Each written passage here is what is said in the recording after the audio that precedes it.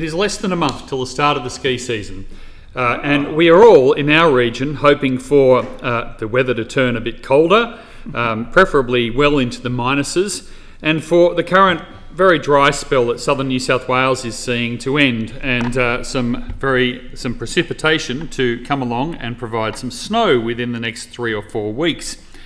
But I want to say to the people of New South Wales that visiting the Snowy Mountains in the wintertime this winter, you will see some really important investments in the infrastructure which will help to make your visits very enjoyable, and I would encourage people to go, because Snowy Mountains, of course, has been diversifying to become a year-round destination with great things like mountain biking and other activities in the region.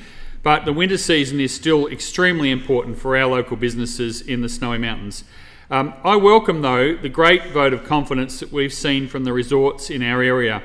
Perisher this year will be opening for the first time its amazing new 6-seater Mount Perisher chairlift, which replaces 2 older lifts on the Towers Run, and that is going to be a high-speed 6-seater which will move people up to Mount Perisher in much quicker time and enable many more people to use the wonderful slopes on Mount Perisher. Thredbo invested last year and opened the Alpine Coaster, a terrific investment in a ride which is available for people even when the snow conditions aren't fantastic.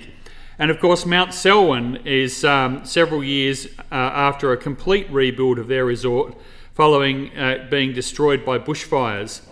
So they've all shown great confidence in our region and in the ski industry.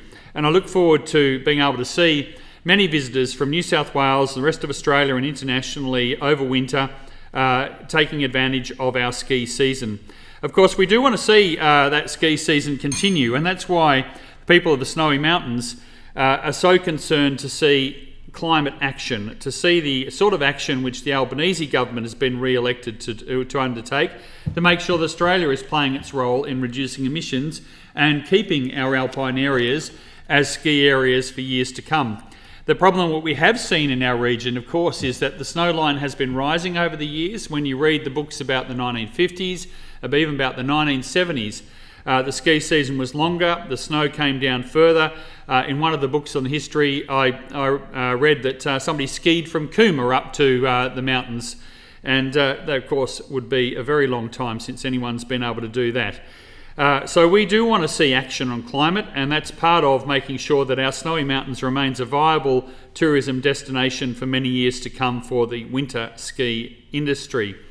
I think that the attitude that we see in the Snowy Mountains and from Monero people about wanting to see climate action reflects what we see around a lot of rural New South Wales. And in fact, in 2024, a survey from Farmers for Climate Action found that 55% of their respondents viewed climate change as the single greatest threat to the future of farming. Only 1% of their respondents said that the threat was from transmission lines, or 1% from the rollout of renewables, which makes you wonder why many people from the other side of this place spend their time talking about that rather than taking action on climate.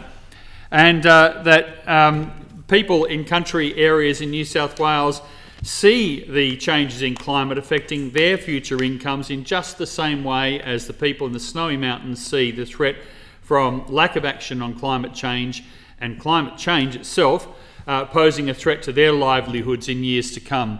So for the sake of the people of the Snowy Mountains and for our ski industries as well as our agricultural industries across New South Wales, we want to see the action taken, and that's why it's been really pleasing to see the re-election of an Albanese government which isn't just putting off action to 2036, which isn't saying it's not a problem, which is saying we need to get on with it, and that's consistent with the work that we're doing here in New South Wales as well. But of course, back to the Snowy Mountains, we are seeing some concerning dry conditions across southern New South Wales. We've seen quite balmy conditions in Queanbeyan, where I live. It should at least be -3 by now, but we've hardly even seen it get down to 0. I want to see some cold nights.